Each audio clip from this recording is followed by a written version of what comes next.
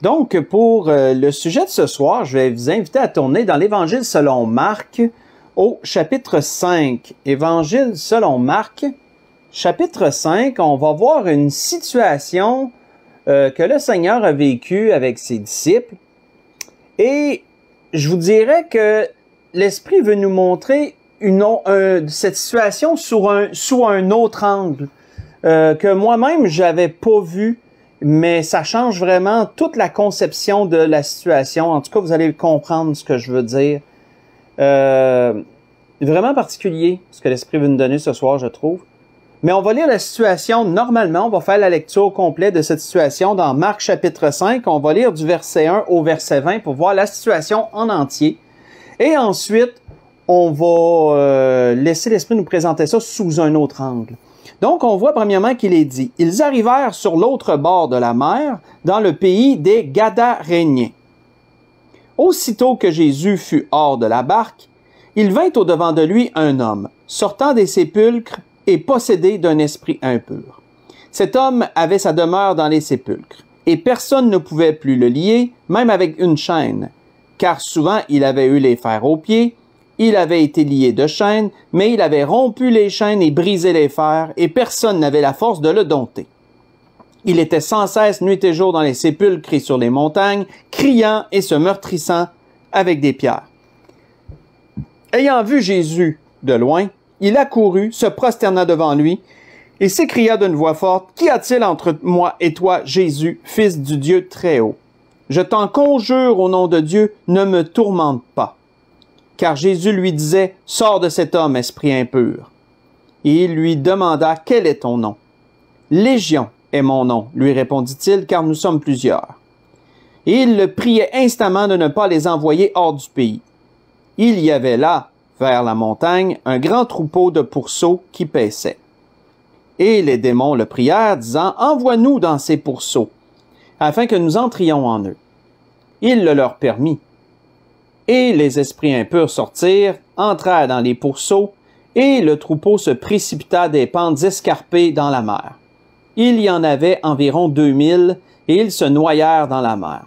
Ceux qui les faisaient paître s'enfuirent, et répandirent la nouvelle dans la ville et dans les campagnes. Les gens allèrent voir ce qui était arrivé, ils vinrent auprès de Jésus, et ils virent le démoniaque, celui qui avait eu la légion, assis, vêtu et dans son bon sens. Et ils furent saisis de frayeur. Ceux qui avaient vu ce qui s'était passé leur racontèrent ce qui était arrivé au démoniaque et au pourceau. Alors ils se mirent à supplier Jésus de quitter leur territoire. Et comme il montait dans la barque, celui qui avait été démoniaque lui demanda la permission de rester avec lui. Jésus ne le lui permit pas, mais lui dit, « Va dans ta maison, vers les tiens, raconte-leur tout ce que le Seigneur t'a fait et comment il a eu pitié de toi. » Il s'en alla, se mit à publier dans la Décapole tout ce que Jésus avait fait pour lui, et tous furent dans l'étonnement. On va arrêter ici. Comme je vous le disais, frères et sœurs, en entrée de jeu, l'Esprit veut nous présenter cette situation ce soir sous un autre angle. Un angle qui, probablement, vous ne l'avez jamais entendu sous cet angle-là. Et vous allez voir que ça fait beaucoup de sens lorsqu'on le comprend. Mais pour comprendre l'angle dans lequel l'Esprit veut nous amener cette situation, nous devons répondre à une question. Une question qui est, qui sont les Gadaréniens? Est-ce qu'on s'est déjà posé cette question? Qui sont les Gadaréniens? Parce que je vous dirais que j'ai fait beaucoup de recherches, bien sûr, parce que je croyais comprendre moi-même pas mal la situation. Mais quand on fait des recherches profondes sur qui sont les Gadaréniens, on reste surpris de la réponse. Parce que la majorité des gens, du moins de ce que j'ai fait quand j'ai fait mes recherches sur les vidéos sur lesquelles j'ai tombé, la majorité des gens pensent, ou la majorité, du moins plusieurs, pensent que les Gadaréniens étaient des païens. Pensent que les Gadaréniens étaient un peuple païen vers lequel Jésus est allé, a traversé la mer avec ses disciples et est allé vers ce peuple pour leur apporter la bonne nouvelle et en même temps, un témoignage en même temps à travers le démoniaque qui a été guéri. Sauf que, frères et sœurs, cette pensée de croire que Jésus aurait traversé la mer pour aller rendre témoignage à des païens dément certaines portions des Écritures. Ça va à l'encontre, je dirais, de certaines portions et même des paroles directes de Jésus. Je vais juste... faites juste écouter, je vais vous lire quelque chose. Lorsque Jésus, et on en a parlé d'ailleurs mercredi passé, lorsque Jésus a été abordé par la femme syro-phénicienne, que sa fille était cruellement tourmentée par un démon et que cette femme païenne, faut bien le spécifier, a parcouru une très grande distance pour venir vers Jésus. Comme je vous l'avais mentionné, vous le savez vous-même, Jésus ne lui a pas porté aucune attention. Jésus l'a ignoré. Jésus l'ignorait jusqu'à un certain point. Et voici ce qu'il nous est dit, voici ce que Jésus a dit à cette femme. Puis ça, c'est très important parce que ça va démontrer, ça va démentir une pensée que plusieurs ont.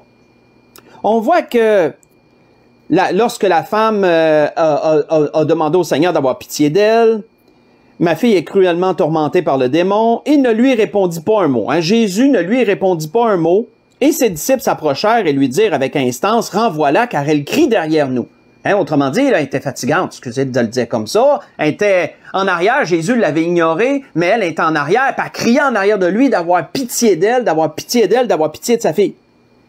Il répondit, et là, autrement dit, il a répondu ça à ses disciples et à la femme. Il répondit, « Je n'ai été envoyé qu'aux brebis perdues de la maison d'Israël. » Ça, c'est important, frères et sœurs. Là. Il a dit à ses disciples et à la femme, « Je n'ai été envoyé qu'aux brebis perdues de la maison d'Israël. » Et c'est là qu'elle est venue se prosterner devant lui, autrement dit, elle est venue lui couper le chemin, elle est venue lui barrer la route, se prosterner devant lui, le supplier encore, et c'est là qu'il lui a dit qu'il n'est pas bien de prendre le pain des enfants puis de le donner aux petits chiens. Mais qu'elle a répondu avec une grande sagesse et une grande humilité que même les chiens mangeaient les miettes qui tombaient de la table de leur maître. Et là, Jésus l'a exaucé à cause de sa grande foi. Ce que je vous ai lu et résumé, c'est dans Matthieu 15, j'ai lu verset 22 jusqu'au verset 26. Matthieu 15, verset 22, verset 26. Mais frères et sœurs, ce que nous devons garder à l'esprit, c'est ce que Jésus a répondu à ses disciples et à cette femme, « Je n'ai été envoyé qu'aux brebis perdues de la maison d'Israël. » Autrement dit, Jésus lui disait que sa venue était premièrement pour son peuple. Ce n'était pas encore le temps pour les païens. Sa venue était pour son peuple. Quand on voit, frères et sœurs, les choses sous cet angle-là, on peut comprendre beaucoup d'actions et de réactions de Jésus au cours des évangiles, en rapport avec les païens. Si vous avez remarqué, si vous avez souvent lu les évangiles, vous avez sans doute remarqué que Jésus n'est pas allé vers les païens. Quand on prend, mettons, l'exemple du centenier, c'est des anciens des Juifs qui ont présenté à Jésus le cas et qui ont demandé à Jésus d'intervenir parce que le centenier était bon pour les Juifs. J'en ai parlé d'ailleurs mercredi passé de ça. Quand on voit plus loin qu'il y a des Grecs qui avaient voulu parler à Jésus, ils ont passé par les disciples. Les disciples sont venus à Jésus et ont demandé à Jésus s'il voulait leur parler. Jésus n'allait pas vers les païens. Il allait vers les brebis perdues de la maison d'Israël. Mais là, frères et sœurs, avec l'exemple, avec l'histoire qu'on vient de voir, Jésus aurait dit à ses disciples de prendre des barques, de parcourir le lac de Génézareth d'un bout à l'autre, de traverser le lac de Génézareth pour aller témoigner des païens. Est-ce que vous trouvez que ça fait du sens? Maintenant qu'on a ce point de vue-là, répondons à la question, qui étaient les Gadaréniens? Qui étaient les Gadaréniens? Et pour ça, il faut faire un petit tour dans l'Ancien Testament. Et si vous voulez suivre avec moi, je vous invite à tourner dans les Nombres chapitre 32. Dans les Nombres chapitre 32, pour répondre à la question, qui sont les Gadaréniens? Qui étaient-ils? Qui étaient les Gadaréniens? Dans les Nombres, chapitre 32, c'est là qu'on trouve la réponse. Et vous allez voir ça remonte à loin. Ça remonte à loin. Dans les Nombres, chapitre 32, et je vous mets le contexte, on ne lira pas tout, on va lire juste du verset 1 au verset 5, on va avoir suffisamment d'informations là. Mais je vous mets dans le contexte, là on recule au temps où le peuple d'Israël a passé 40 années d'errance dans le désert, l'ancienne génération est morte dans le désert, la nouvelle génération est revenue aux abords de la terre promise, en deçà du Jourdain et du lac de Génézareth, de la mer de Tibériade, est appelée aussi des deux façons, avant de traverser le Jourdain, là. De ce côté-là. Si, mettons qu'Israël, on le met le côté ici, là, de ce côté-là. Si le Jourdain est comme ça, quand on regarde une carte, le Jourdain est là, et le lac de Génézareth est là, en haut du Jourdain, ben, on est ce côté ici, là. OK? Tu comprends? Bon. Et c'est la nouvelle génération qui est sortie du désert, qui est rendue aux abords de la terre promise. En arrivant là, ils ont dû combattre deux royaumes, le royaume de Sion et le royaume de Og. Ça, vous retrouvez tout ça dans Genèse 31, etc. Là. Pas dans la Genèse, excusez, dans les Nombres. Nombres 31, 30. Vous devez lire un peu avant là, pour voir cette situation-là. Mais ils ont battu ces deux royaumes-là et donc le territoire de ce côté-ci, avant de traverser le Jourdain, est conquis. Autrement dit, il n'y a plus d'ennemis là. Voici, là, avec cette idée-là en tête, lisons. Nombre 32, à partir du verset 1 jusqu'au verset 5. Les fils de Ruben, les fils de Gad, avaient une quantité considérable de troupeaux, et ils virent que le pays de Jaézer et le pays de Galaad étaient un lieu propre pour des troupeaux. Alors les fils de Gad et les fils de Ruben vinrent auprès de Moïse, du sacrificateur Éléazar et des princes de l'assemblée, et ils leur dirent, Ataroth, Dibon, Jaézer, Nimra, Esbon, Éléalé, Sebam, Nebo et Béon. Ce pays que l'Éternel a frappé devant l'assemblée d'Israël est un lieu propre pour des troupeaux, et tes serviteurs ont des troupeaux. Ils ajoutèrent, si nous avons trouvé grâce à tes yeux, que la possession de ce pays soit accordée à tes serviteurs et ne nous fait point passer le Jourdain. On va arrêter ici. Autrement dit, on a ici, frères et sœurs, deux tribus ennemies. Il y a la tribu de Ruben, la tribu de Gad et la demi-tribu de Manassé, qu'on n'a pas lu là, mais que plus loin on voit, qui décident que eux vont prendre possession du territoire de ce côté-ci du Jourdain. Ils ne veulent pas traverser le Jourdain et avoir une possession dans la terre promise que Dieu a promis à son peuple. Eux veulent prendre une possession en dehors des limites de la terre promise, avant le Jourdain. C'est leur souhait. Bien sûr, si on ne lira pas la suite, mais comme vous pouvez vous l'imaginer, ça a créé beaucoup de remous. Parce que là, Moïse était vraiment scandalisé de leur demande, parce que Moïse croyait qu'ils n'iraient pas se battre avec leurs frères, qu'ils décidaient, eux, nous autres, on reste ici, puis vous autres, ben, allez vous battre.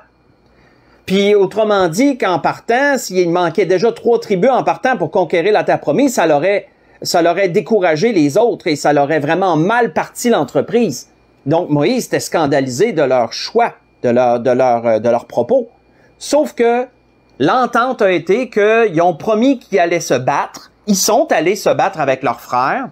Mais après s'être battus puis avoir conquis la terre promise, ils allaient revenir de ce côté-ci du Jourdain et établiraient leur demeure là. Ça a été l'entente.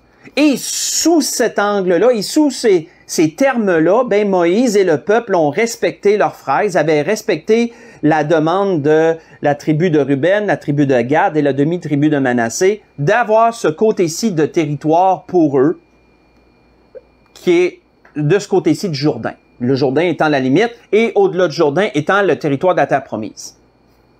Leur demande, frères et sœurs, quand on regarde leur demande, ça a été semblable un peu à Lot. Ça fait penser beaucoup à Lot, ce qu'ils ont décidé. Souvenez-vous, vous pourrez le lire dans la Genèse, pendant la semaine, dans la Genèse 13, versets 10 à 13, si vous voulez lire durant la semaine, là. Souvenez-vous que Lot, lui, quand le pays était rendu trop petit pour eux, Abraham, il a dit, ben, va d'un bord, je vais aller de l'autre, décide où tu veux aller.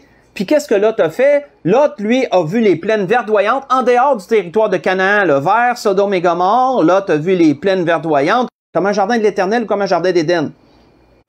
En dehors du territoire de Canaan, vers Sodome et Gomorrhe, vers les plaines, parce que Lot lui, il pensait à ses troupeaux, puis il voyait ça tout beau, puis il se dit que ça va être un bon endroit.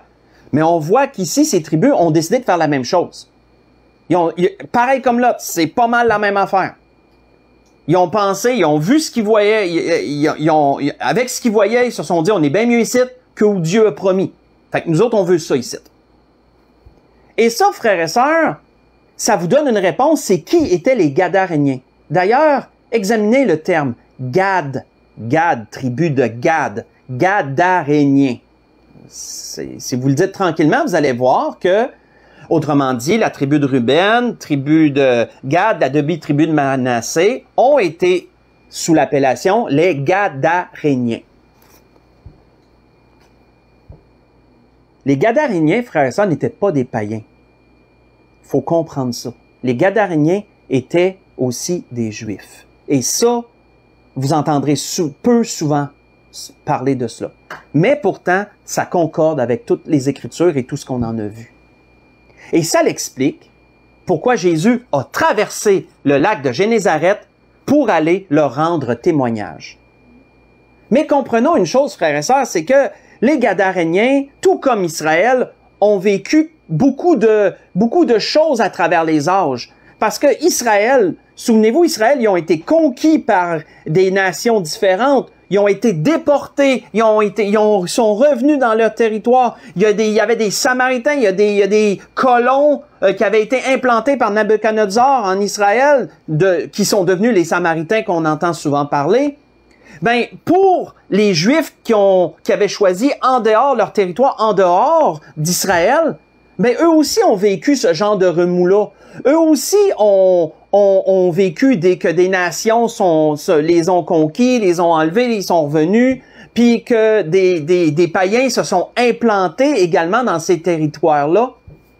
Mes frères et sœurs, il y avait une différence entre Israël et leurs frères qui avaient décidé de vivre de ce côté-ci du Jourdain, c'est qu'Israël ont gardé la loi, mais que les Gadaréniens, eux, sont devenus plus mondains, ont négligé de continuer à pratiquer la loi. Quand on fait des recherches, on se rend compte de ce fait-là. Et donc, quand la Bible nous dit, là, si on retourne à notre exemple, là, vraiment, on a fait un grand détour, mais vraiment pour comprendre d'où venaient les Gadaréniens, parce que ça l'amène tout un autre angle. Quand on sait que Jésus est allé témoigner des Juifs aussi, au lieu des païens, ça l'amène les choses sur un autre angle, frères et sœurs. Parce que là, la Bible nous dit quoi? La Bible nous dit que, avec l'épisode qui est arrivé avec celui qui était possédé d'un démon, on sait qu'en Israël, il y en a eu aussi qui étaient possédés de démons. Hein, souvenez-vous du jeune homme qui se jetait dans l'eau, qui se jetait dans le feu, puis que son père a supplié Jésus de chasser le démon de son fils. Souvenez-vous de ça. Il y en avait aussi en Israël des gens au temps des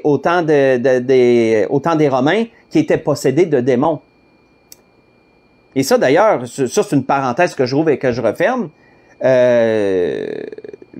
Certains m'ont déjà demandé la question, mais pourquoi qu'il y avait tant de gens dans ces temps-là possédés par des démons?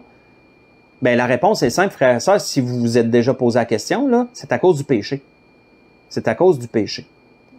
Parce que les Grecs qui avaient conquis Israël avant étaient de grands pécheurs. Et je veux dire, c'était des idolâtres à l'extrême. Puis les Romains n'étaient pas mieux.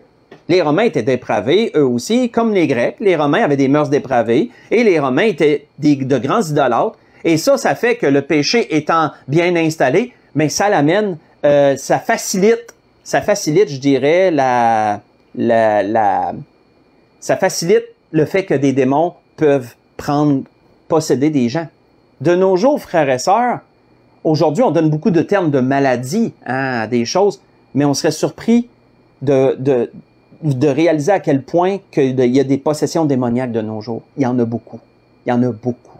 Mais on donne des beaux noms de maladies à ça, d'un bord puis de l'autre, de sorte que ça passe comme si c'était médical puis que c'est pas vraiment spirituel. Mais il y a énormément de possessions démoniaques de nos jours. Énormément. Et là, je referme la parenthèse. On voit quoi à propos des Gadaréniens? On voit que il y avait des troupeaux de pourceaux. Et ça, frère et sœurs, c'est particulier. Parce que c'est ce qui nous est dit, hein, qu'il y avait des troupeaux de pourceaux qui paissaient à cet endroit-là. Un grand troupeau de pourceaux, d'ailleurs.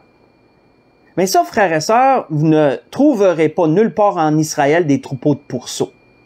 Pourquoi? Parce que les pourceaux étaient considérés comme des animaux impurs du temps de la loi. C'était des animaux impurs. Et donc, vous n'auriez pas trouvé nulle part en Israël que quelqu'un aurait élevé des pourceaux.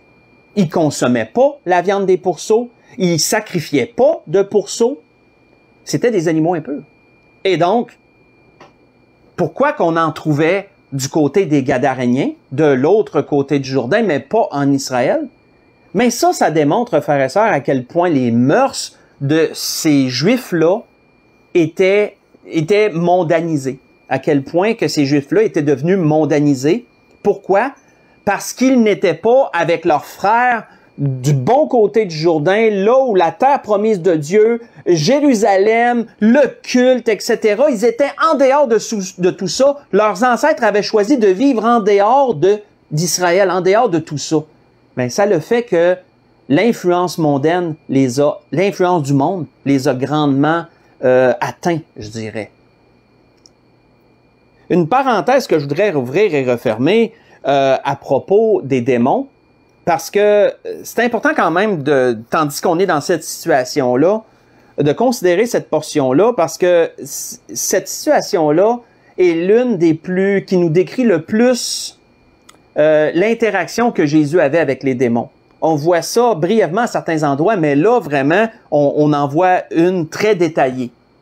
Où on voit, frères et sœurs, l'autorité que Jésus a sur les démons. Lorsqu'il était physiquement ici-bas, les démons savaient qui était Jésus, les démons avaient peur de Jésus et les démons respectaient grandement Jésus. Ils le respectaient en tant que suprême autorité. Ils savaient que Jésus avait le pouvoir de les chasser. Ils savaient qu'il avait le pouvoir de les renvoyer en enfer. Les démons avaient peur de Jésus. On le voit ici d'ailleurs que lorsque l'homme possédé est allé se jeter au-devant de Jésus, parce que souvenez-vous que même s'il était possédé, des fois il y avait des élans de bon sens, là. Et il pouvait avoir des petits élans de bon sens. Ben, lui, il voulait être délivré, il s'est jeté devant Jésus pour être délivré, parce que les démons reconnaissaient qui était Jésus. Et souvenez-vous qu'est-ce qu'ils ont dit à Jésus? Ils ont dit, ne nous tourmente pas. Est-ce que tu es venu pour nous tourmenter? Et lorsqu'on lit cette situation-là, sous Matthieu et sous Luc, les démons disent à Jésus, ne nous tourmente pas avant le temps. C'est particulier, ça. Ne nous tourmente pas avant le temps. Parce que les démons savent, ils connaissent leur fin. Les démons savent qu'ils vont en enfer, leur place est l'enfer, et les démons savent qu'ils vont finir leur jour dans le lac de feu et de soufre, et ils vont souffrir pour l'éternité. Les démons le savent. Et donc, quand ils ont vu Jésus, ils ont supplié Jésus de ne pas les tourmenter avant le temps, parce que Jésus, de son autorité, a le pouvoir de les chasser. A le pouvoir de les chasser. Et ils ne veulent pas retourner dans les lieux arides de l'enfer. Ils ne voulaient pas retourner dans les lieux arides de l'enfer tout de suite. Parce que les démons savaient pertinemment, ils connaissaient l'enfer, ils savent c'est quoi, puis ils voulaient pas y être. Et ça, frères et sœurs, c'est vraiment spécial que les démons font tout pour sortir de l'enfer, tandis que les gens se rient de l'enfer de nos jours et les gens pensent que ça va être le gros party lorsqu'ils vont s'en aller là. Mais les démons font tout pour sortir de là. Fait que ça nous donne une bonne aperçu c'est quoi l'enfer. Ça, c'est pas le party c'est pas le party que les gens pensent, là. Vraiment pas. C'est un lieu où même les démons veulent même pas être, là. Ils ont été chassés là, puis ils font tout pour réussir à en sortir. Brièvement. brièvement, bien sûr. C'est pour ça que les démons demandaient à Jésus de ne pas les tourmenter avant le temps. Puis même, ils ont demandé à Jésus de les envoyer dans les pourceaux qui étaient là. De les envoyer dans les pourceaux. Puis Jésus leur a accordé leur demande. Ben ça, moi, j'ai entendu des gens, et peut-être, là, je prétends pas être dans la pensée de notre Seigneur, mais j'ai entendu des gens commenter cela en disant, ben, voyez comment Jésus était bon, il avait même pitié des démons. Jésus a eu jusqu'à pitié des démons. Parce qu'ils l'ont supplié de ne pas les renvoyer en enfer, de ne pas les renvoyer dans les lieux arides, de ne pas les renvoyer en dehors du pays. Et quand vous faites la recherche, je vous invite à lire dans Matthieu 12, verset 43, qu'est-ce que ça fait un esprit qui est sorti d'un corps, qui est chassé d'un corps, mais il doit retourner d'où il vient. Il doit retourner dans les lieux arides. Ça, Matthieu 12, 43 le dit très clairement. Donc, c'est ça que les démons voulaient pas. Et ils ont demandé à Jésus de les envoyer dans les pourceaux. Certains ont dit, ben Jésus, voyez comment Jésus est bon, il a même pitié des démons, il leur accorde de ne pas, brièvement, même si ça n'a pas duré longtemps, là, il leur accorde de ne pas retourner directement en enfer tout de suite. Comme je vous dis, peut-être, je suis pas dans la pensée de Jésus, mais frères et sœurs, une chose que je sais, sous l'angle que l'Esprit nous montre la situation de ce soir, c'est que des Juifs élèvent des troupeaux de pourceaux, ça n'avait pas sa place. Les troupeaux de pourceaux n'avaient pas leur place là. Parce que c'est des animaux impurs selon la loi, et des Gadaréniens étant des Juifs, n'avaient pas Jésus n'approuvait certainement pas qu'ils élèvent des troupeaux de pourceaux.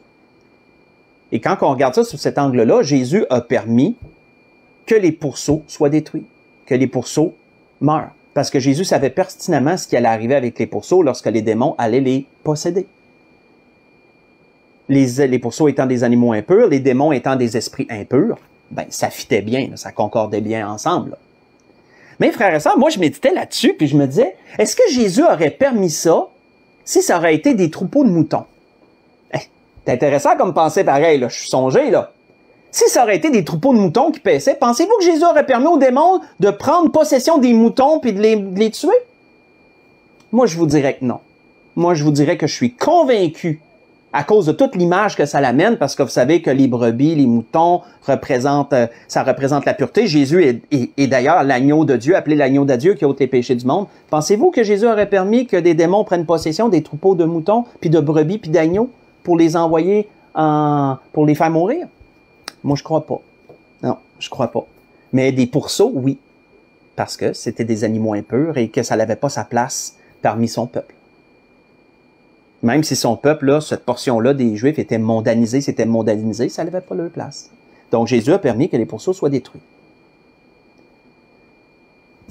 On continue. On voit on remarque quoi par la suite? On remarque que les gens, que les Gadaréniens, c'est triste d'ailleurs, ont même pas pu se réjouir, ils ont même pas été capables de se réjouir qu'un homme ait été délivré des démons. Puis il n'y en avait pas rien qu'un. Quand Jésus a demandé son nom démon, il s'est appelé Légion. Il s'est fait appeler Légion parce qu'il dit « nous sommes plusieurs ». Ben ici, vous faites une recherche, une légion, ça réfère au regroupement romain de l'armée, et une légion, c'était de 5 à 6 000 soldats. C'est beaucoup, là, une légion, là. 5 à 6 000 soldats par légion, si ma mémoire est bonne. Ça en fait du démon, ça, là. Puis les pourceaux, mais il y en avait environ 2000. On voit que ils n'ont même pas été capables de se réjouir que cet homme-là ait pu être délivré d'une légion de démons. Pourquoi ils n'ont pas été capables de se réjouir de ça? Quand on lit dans les 3 évangiles, on voit qu'il y a différents termes qui nous sont donnés. Matthieu ou Marc commentent qu'ils ont eu peur. Un autre, me semble c'est Luc, commente qu'ils ont été dérangés, ça les a dérangés. Mes frères et sœurs, personnellement, moi, je crois qu'ils n'ont pas été capables de se réjouir, entre autres, là, je dis pas juste ça, là, mais je crois qu'ils n'ont pas été capables de se réjouir parce que perdre 2000 pourceaux, ça devait représenter une bonne somme d'argent, pareil. Un troupeau de 2000 pourceaux, ça devait valoir quelque chose, ça devait pas valoir à rien. Là. Et que la délivrance d'un homme ait coûté 2000 pourceaux, ben peut-être que ça l'a douché la joie de certains. Ça a été plus comme un dérangement que d'autres choses. Là. De perdre tant d'argent, de perdre tant de choses pour un seul homme qui, de toute façon, vivait dans les sépulcres, puis qu'on s'était essayé un peu de le contrôler, mais on n'était pas capable, fait qu'on le laissait vivre tout seul. Là. On le laissait vivre sa misère tout seul. Ça fait penser, frères et sœurs, un peu à ce qui nous est dit dans la parabole que le Seigneur a amenée à propos du Fils perdu. Faites juste écouter. Qu'est-ce qui a été dit à propos du Fils perdu? Il a été dit ceci. Il a été dit que lorsqu'il a été dans la misère, le Fils perdu, lorsqu'il a été dans la misère, il alla se mettre au service des habitants, d'un des habitants du pays, qui l'envoya dans ses champs pour garder les pourceaux. Il aurait bien voulu se rassasier des carouges que mangeaient les pourceaux, mais personne ne lui en donnait. Frères et sœurs, dans la parabole du Fils perdu, Jésus souligne que ce Fils perdu-là s'est en allé dans des contrées lointaines. C'est pour ça qu'il parle de troupeau de pourceaux. Il n'était pas en Israël, là, dans la parabole là, du Fils perdu. Le Fils perdu n'était pas en Israël. Souvenez-vous qu'il s'est en allé dans des pays lointains, dépenser toute sa fortune, etc., dépenser son héritage, somme toute. Il s'est retrouvé dans la misère. Oh, on l'a envoyé garder des pourceaux. Puis les gens avaient plus de considération pour les pourceaux que pour sa vie à lui. On nourrissait les pourceaux, puis on lui donnait même pas à manger ce que les pourceaux mangeaient. Puis lui crevait de faim. Mais frère, ça, c'est un peu la même situation ici. Là. Le démoniaque valait pas, selon eux, là, sa vie ne valait pas les pourceaux qui avaient été morts. C'est ce que je crois. Et c'est très triste, d'ailleurs, parce que la parole nous dit qu'il n'y a pas de prix pour une âme. Que pour une seule âme qui est sauvée, le ciel entier se réjouit et les anges sont en liesse dans le ciel pour une seule âme qui se repent. Et donc, le salut de cet homme-là aurait dû réjouir tous les Gadaréniens, ça leur aurait dû être une grande fête, mais ça n'a pas été ça du tout. Au contraire, ça a été une source de problème, ça a été une source de dérangement pour eux, au point que Jésus n'a pas été vu comme étant le sauveur qu'il est, il a été vu plutôt comme quelqu'un qui dérange. Et c'est pourquoi ils ont supplié Jésus de quitter leur pays. Retourne-toi de l'autre côté là. Retourne en Israël, retourne de l'autre côté. Et vous savez, Dieu, moi je dis souvent que Dieu c'est un gentleman. Moi j'utilise souvent ce terme-là. Dieu c'est un gentleman. Si tu lui dis de s'en aller, il va s'en aller, il va t'écouter. On voit qu'ils ont demandé à Jésus de quitter le pays et c'est ce que Jésus a fait. Jésus est venu leur rendre témoignage et ils ne l'ont pas reçu. Au contraire, ils lui ont demandé de s'en aller. Et Jésus a obtempéré. Jésus était pour rentrer dans la barque, mais l'homme qui avait été délivré, lui, il voulait travailler. Lui, là, cet homme-là a été sauvé. Sa vie a changé du tout au tout. Il était tourmenté. Maintenant, il était en paix. Il était dans la joie. Et là, il voulait œuvrer. Il voulait suivre le Seigneur. Lui, il est en feu là, pour le Seigneur, dans un bon sens. Mais Jésus ne lui permet pas de revenir avec eux en Israël. Jésus lui donne plutôt une mission. Parce que Dieu agit toujours de la même façon, frères et sœurs. Quand vous regardez la façon d'agir de Dieu, Dieu agit toujours de la même façon. Dieu va toujours laisser à son peuple un témoignage, d'une façon ou d'une autre. Dieu va toujours laisser à son peuple un témoignage. Ils n'ont pas voulu de Jésus, ils ont voulu qu'il s'en aille, mais Jésus leur laisse un témoignage à travers l'homme qui a été guéri, à travers l'homme qui a été délivré. Jésus lui dit, non, toi tu vas rester de ce côté ici, puis tu vas aller dans ta famille, puis tu vas aller parler à tout le monde, puis tu vas leur dire ce que Dieu a fait pour toi. Tu vas leur annoncer la bonne nouvelle, puis tu vas leur dire comment je t'ai délivré. Et on voit que cet homme, heureux de travailler pour le Seigneur, est allé, et la Bible nous dit qu'il a répandu la bonne nouvelle dans dans la décapole. La décapole qui est un terme grec pour parler du regroupement des villes qui étaient dans cette région-là. Il y avait 10 grandes villes dans cette région-là à ce temps-là. Et il y avait plus que 10 villes, là, mais 10 grandes villes, et ça s'appelait la décapole. Déca, qui est un nombre romain qui veut dire 10. Si ma mémoire est encore bonne. Et donc, comme vous voyez, on a vu une situation sous un angle qu'on ne voit pas souvent. Moi, je ne l'ai pas entendu souvent, celle-là. Mais ça concorde avec les Écritures. Et on voit que Jésus, s'il a fait toute une traversée, c'était pas pour aller témoigner des païens, puisqu'il voulait même pas témoigner les païens en Israël. C'était pour son peuple qui était venu. Et il le disait clairement. Donc, il a traversé la mer, pas pour aller témoigner des païens, pour aller témoigner son peuple qui avait décidé de vivre en dehors de la terre promise, comme on a vu dans les Nombres. Et après ça, quand ils lui ont demandé de quitter, ben, il a fait exactement ce qu'il voulait. Tu veux que Jésus parte? Il va partir. Tu ne vas pas t'en trouver mieux, mais il va partir. Mais Jésus leur a laissé un témoignage. Parce que Dieu est toujours comme ça. Dieu agit toujours de la même façon. Ceci, frères et sœurs, quand je méditais sur ça, on va s'en aller tranquillement vers la conclusion. On a encore un autre point que l'Esprit veut nous montrer. Mais quand je méditais là-dessus, ça m'a rempli de tristesse. Parce que ça l'amène une morale. Il y a une morale à cette histoire-là. Et c'est une morale qui est triste. C'est une morale qui est triste, cette situation-là. Quand on le voit sous l'angle que l'Esprit nous le donne. Et pour comprendre la morale, allons voir ce que l'apôtre Paul avait dit un jour aux Corinthiens. Et vous allez voir comment que l'Esprit va nous développer cette morale. On va aller dans 1 Corinthiens chapitre 3.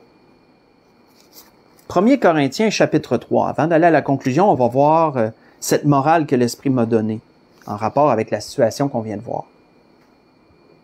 1 Corinthiens chapitre 3. Si on lit du verset 9 jusqu'au verset 15.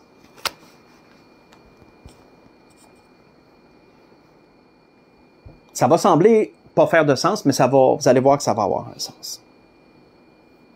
L'apôtre Paul disait aux Corinthiens ceci, 1 Corinthiens chapitre 3, à partir du verset 9. L'apôtre Paul leur dit, « Car nous sommes ouvriers avec Dieu. Vous êtes le champ de Dieu, l'édifice de Dieu. » Qui disait aux Corinthiens. Selon la grâce de Dieu qui m'a été donnée, j'ai posé le fondement comme un sage architecte et un autre bâti dessus, mais que chacun prenne garde à la manière dont il bâtit dessus. Car personne ne peut poser un autre fondement que celui qui a été posé, savoir Jésus-Christ. Autrement dit, en résumé, l'apôtre Paul amène aux Corinthiens que Jésus est le fondement de ta maison spirituelle, il est le solage, comme on aime le dire au Québec, c'est le solage de ta maison spirituelle, c'est ton roc sur lequel tu t'appuies, et c'est le seul fondement qui est possible pour bâtir une vie spirituelle dans le Seigneur, pour plaire à Dieu, pour vivre une relation avec Dieu. Le seul solage que tu peux couler, c'est Jésus-Christ, il n'y en a pas d'autre. C'est la seule fondation que tu peux avoir. Donc, ça, c'est en résumé ce que l'apôtre Paul disait. Ensuite, il parle des matériaux avec lesquels bâtir. Il dit, « Or, si quelqu'un bâtit sur ce fondement avec de l'or, de l'argent, des pierres précieuses, du bois, du foin et du chaume, l'œuvre de chacun sera manifestée, car le jour la fera connaître. » Le jour, comme je le rappelle tout le temps quand je lis ces portions-là, le jour étant le tribunal de Christ, là où chacun va recevoir du Seigneur la récompense qui lui sera due. On va dire ça comme ça. Parce qu'elle se révélera dans le feu, et le feu éprouvera ce qu'est l'œuvre de chacun. Parce que au tribunal de Christ, ça ne sera pas une partie de plaisir. Et il y en a que ça va être plus une réprimande qu'une rétribution, et d'autres, ce sera une rétribution. Donc, si l'œuvre bâtie par quelqu'un sur le fondement subsiste, il recevra une récompense. Si l'œuvre de quelqu'un est consumée, il perdra sa récompense. Pour lui, il sera sauvé, mais comme au travers du feu. On va arrêter ici. Vous savez, on a parlé de Lot tantôt. Tantôt, si vous vous souvenez, j'avais comparé le désir de ces deux tribus ennemies d'Israël, la tribu de Ruben, de Gad et de la demi-tribu de Manassé, à ce que Lot avait fait. De vouloir, au lieu d'entrer dans les promesses de Dieu, de désirer plus les choses du monde. Parce que souvent, Lot est comparé à un chrétien qui est mondain. Et vous avez peut-être déjà entendu ça dans des précédents messages que d'autres pasteurs ont amené. Peut-être moi je l'ai déjà amené, je m'en souviens pas, mais probablement que oui. Lot est souvent comparé à un chrétien qui était plus attiré vers les choses du monde que vers Dieu. De là que Lot avait regardé au lieu de vouloir rester dans le pays de Canaan, dans la terre promise, dans ce que Dieu avait promis à Abraham, et lui le sachant, mais il a désiré plutôt porter ses regards vers ce qui était beau, ce qui était du monde, hein. Et il a décidé d'aller habiter dans une ville pécheresse comme Sodome et Gomorrhe. Pourquoi? Parce que là, il y avait possibilité de se bâtir un avenir, humainement parlant. Lot est devenu un ancien dans Sodome et il siégeait à la porte, que la Bible nous dit. Lot avait des moyens, il y avait plusieurs enfants dans Sodome et Gomorrhe. Lot s'était quand même bâti quelque chose, une certaine notoriété, une certaine réputation et tout. Mais Lot avait quand même choisi non ce que Dieu voulait, il avait choisi les choses du monde, Lot. Donc Lot est souvent comparé comme un chrétien mondain. Un chrétien mondain qui, lorsqu'il a été délivré par la grâce de Dieu du jugement de Sodome et Gomorrhe, ben, il a été comme sauvé à travers du feu, Lot, si vous voyez l'image. Parce que Lot a tout perdu dans sa délivrance. Il a perdu une partie de ses enfants. Sa femme est devenue une statue de sel parce qu'elle a désobéi. Il ne lui a resté que ses 2 filles à Lot. Il a tout perdu le restant. Il lui a resté que 2 filles. Et ces 2 filles, parce qu'elles avaient vécu dans Sodome et Gomorrhe, avaient appris à vivre d'une façon dépravée comme les Sodomites, comme Sodome et Gomorrhe. Et vous savez ce qu'elles ont fait plus tard, voulant avoir une postérité, elles ont couché avec leur propre père, elles ont saoulé leur propre père, l'une et l'autre ont complété ensemble pour se faire, l'une un soir, l'autre soir, puis se sont arrangés pour coucher avec leur propre père pour avoir des enfants. Ça vient de Sodome et Gomorrhe, ça, en passant. Ça venait de Sodome et Gomorrhe, ça, cette façon-là d'agir. Et c'est ça qu'elles ont trouvé pour avoir des enfants. Donc, on voit que le choix de Lot avait complètement ruiné un peu sa famille, ça avait ruiné sa vie. Somme toute. Et c'est triste, mais Lot a été sauvé un peu comme à travers le feu, comme l'apôtre Paul dit ici. Mes frères et sœurs, quand on regarde l'attitude des tribus de Ruben, de Gad et de Manassé, ben c'est un peu la même chose. Qu'ils aient choisi de vivre en dehors de la terre promise, ça les a amenés à devenir comme le monde. Ça les a amenés à des Juifs qui ont commencé à vivre comme le monde, comme les peuples qui sont venus s'implanter avec le temps parmi eux. De sorte que leurs troupeaux de moutons et leurs troupeaux de moutons, leurs troupeaux de bœufs, etc., sont devenus des troupeaux de pourceaux. Si vous voyez l'image de ce que ça l'amène. Et malheureusement, on voit que la décision de ces 3 tribus-là a amené que leur génération future est devenue tellement mondaine que il n'y avait plus vraiment de différence. C'était plus des Juifs qui pouvaient être reconnus comme des Juifs obéissant à la loi, comme se démarquant des autres peuples. Et on voit que c'est pour ça d'ailleurs qu'ils n'ont pas reconnu le Sauveur lorsqu'il est venu leur rendre le témoignage. Ils l'ont renvoyé en Israël. Ils l'ont envoyé de l'autre côté. Malheureusement, frères et sœurs, ça nous amène la triste morale à travers ce qu'on voit que beaucoup, malheureusement, de chrétiens, de gens qui se disent chrétiens, seront un jour sauvés comme à travers le feu. Plusieurs, malheureusement, chrétiens qui choisissent de vivre comme le monde et de se plaire dans les choses du monde, ben un jour, au tribunal de Christ, vont être sauvés comme à travers le feu. S'ils ont été sincères lorsqu'ils ont reconnu Jésus comme leur sauveur et Seigneur, ça leur enlève pas leur salut, sauf que mon pasteur aimait dire que ça donne un salut sèche. Frère Boileau, il aimait ça dire ça, qu'il y en a qui auraient un salut sèche. C'est un peu ce que l'apôtre Paul disait ici dans 1 Corinthiens 3. Et c'était la morale que l'Esprit voulait nous amener à travers la situation qu'on vient de lire des Gadaréniens. Et ainsi, Lot aussi. On a amené Lot à travers ça aussi. Et c'était ça que l'Esprit voulait nous donner ce soir. Donc, on a vu une situation avec le Seigneur, la situation du démoniaque qui a été délivré, les Gadaréniens. On a vu qui étaient vraiment les Gadaréniens, avec des exemples, avec vraiment des références bibliques et tout. Sous cet aspect-là, on voit ça sur un tout autre angle. On voit pourquoi Jésus a permis aux démons de détruire des pourceaux, parce que Jésus n'approuvera pas les choses du monde dans lesquelles qu'on veut garder, dans lesquelles on veut se plaire. Lorsqu'on se plaît dans le monde, avec les choses du monde, là, je fais des images, là, je fais des références croisées. Quand on se plaît dans les choses du monde, puis qu'on se dit être pour le Seigneur, ben attendons-nous pas que Dieu va travailler pour nous. Dieu sera plutôt contre nous. Et Dieu peut permettre que ces choses-là qu'on affectionne, qu'elles soient détruites. Qu'elles soient enlevées, parce que Dieu ne les approuve pas. Mais si Dieu est la priorité dans notre vie, c'est une autre chose. C'est une autre chose. Pour conclure, on va aller dans Colossiens chapitre 3 pour conclure. Colossiens chapitre 3. On va lire du verset 1 au verset 4 et on va conclure là. Ce que l'Esprit a voulu nous dire ce soir.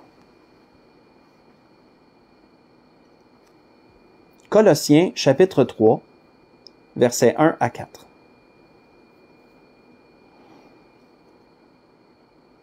Où l'apôtre Paul disait, « Si donc vous êtes ressuscités avec Christ, cherchez les choses d'en haut, où Christ est assis à la droite de Dieu. Affectionnez-vous aux choses d'en haut et non à celles qui sont sur la terre.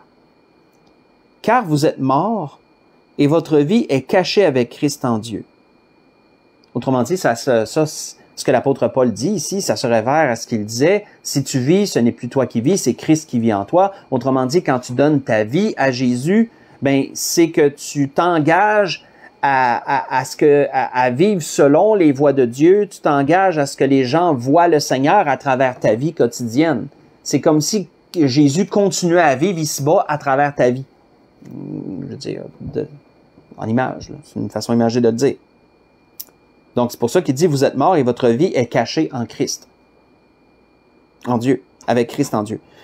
Quand Christ, votre vie, paraîtra, alors vous paraîtrez aussi avec lui dans la gloire. Autrement dit, les enfants de Dieu qui s'affectionnent aux choses d'en haut et non à celles qui sont sur la terre, qui cherchent la volonté première de Dieu dans leur vie en toutes choses, qui veulent faire la volonté du Seigneur, qui veulent marcher pour lui, qui sont prêts à œuvrer pour lui, ben un jour, lorsque Christ va paraître, ben ils vont être récompensés et ça ne sera pas un salut sèche qu'ils auront. Autrement dit, ils ne seront pas sauvés comme à travers le feu.